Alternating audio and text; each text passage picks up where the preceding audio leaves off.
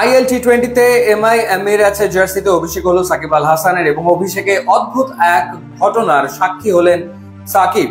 Retired out হলেন তিনি, অর্থাৎ টিমের ট্যাকটিক্যাল স্ট্র্যাটেজিক্যাল ডিসিশনের কারণে স্বেচ্ছায় আউট হয়ে মাঠ ছেড়ে বেরিয়ে আসতে হয়েছে সাকিব আল হাসানকে 16 ওভার শেষে, যখন দলের রান 129, 3 উইকেট হারিয়ে।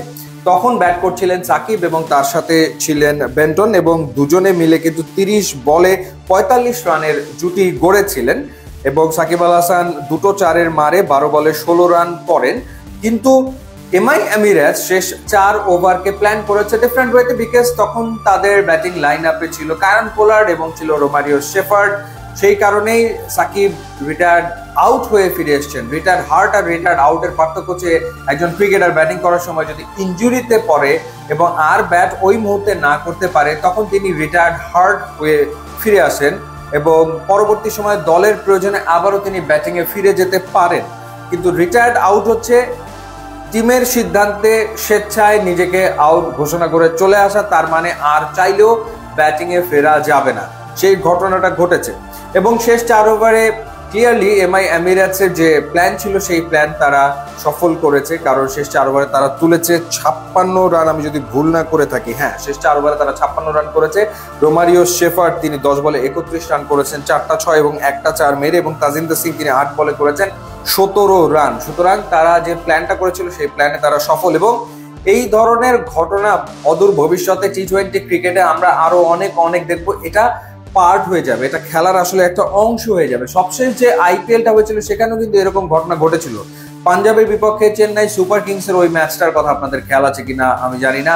ডেভন কনওয়ে ব্যাট করছিল সেই সময়, একেবারে শেষ দিকে এসে ডেভন কনওয়ে রিটায়ার্ড আউট হয়ে তিনি ফিরে আসেন মাঠ থেকে এবং ব্যাট করতে যান রবীন্দ্র জাদেজা। একই ঘটনা ঘটেছিল মুম্বাই ইন্ডিয়ান্স এবং লখনৌ সুপার জায়ান্টসের ম্যাচে। তিলক ভার্মার ক্ষেত্রেও এই ঘটনা ঘটেছিল, অর্থাৎ রিটায়ার্ড আউটের ঘটনা কিন্তু ঘটেছিল। তো এটা আসলে বাস্তবতা, এটা টি20তে হবে, অর্থাৎ একটা টিম এখন প্ল্যান করে পাওয়ার প্লে একরকম, মিডল ওভারের ব্যাটিং হবে একরকম, শেষ 4 ওভার বা 5 ওভারের ব্যাটিং হবে একরকম। তো সেই ক্ষেত্রে যেহেতু এমআই এমিরেটসের হাতে উইকেট ছিল 7টা, সেই কারণেই তারা চিন্তা করেছে ওকে আমরা তাহলে এখন প্ল্যানে চেঞ্জ করব বা আমরা এখন অ্যাগ্রেসিভ ব্যাটিং করবো। সেক্ষেত্রে তারা প্রিফার করেছে কায়রন পোলার্ডকে, যদিও তিনি 4 রান করে আউট হয়ে গেছেন, কিন্তু রোমারিও শেফার্ড কিন্তু সফল হয়েছেন, কিংবা রোমারিও শেফার্ডের পাশাপাশি তাজিন্দর সিং তিনিও আসলে সফল হয়েছেন।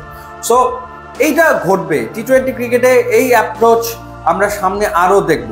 তো বলা যায় এটা একটা কৌশল, টি20 ক্রিকেটের কৌশল, এবং যার কারণে অনেক ক্রিকেটারকে সামনের দিনে এই বাস্তবতার মুখোমুখি হতে হবে। এই ধরনের আউট, অর্থাৎ রিটায়ার্ড আউট, নতুন আউট ক্রিকেটে, অর্থাৎ বোলারের কোনো কৃতিত্ব সেখানে নাই, ফিল্ডারের কোনো কৃতিত্ব সেখানে নাই, কিন্তু তারপরে উইকেট পড়ে যাবে এবং ব্যাটাররা এই ধরনের আউটের সম্মুখীন হবেন টিমের সিদ্ধান্তের কারণে। কারণ at the end of the day cricket is a team game এবং সেখানে দলই সবচেয়ে গুরুত্বপূর্ণ। দলের যে প্ল্যান থাকবে সেই প্ল্যানই তারা বাস্তবায়ন করার আসলে চেষ্টা করবে। সো এটাই আসলে ফিউচার টি20 ক্রিকেটে এবং সামনের দিনে এই ধরনের ঘটনা আরো অনেক ঘটবে।